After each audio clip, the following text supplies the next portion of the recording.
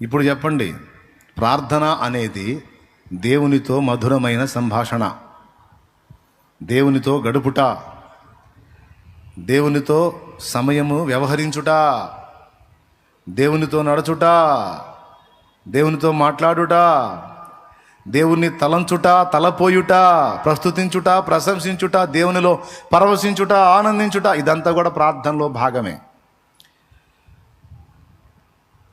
ఎడతెగక ప్రార్థన అనగానే తెంపు లేకుండా అడుక్కోండి అని కాదు అర్థం. దేవునికి స్తోత్రం కలుగును గాక, హల్లెలూయా. ఏమని? తెంపు లేకుండా అడగండు అని.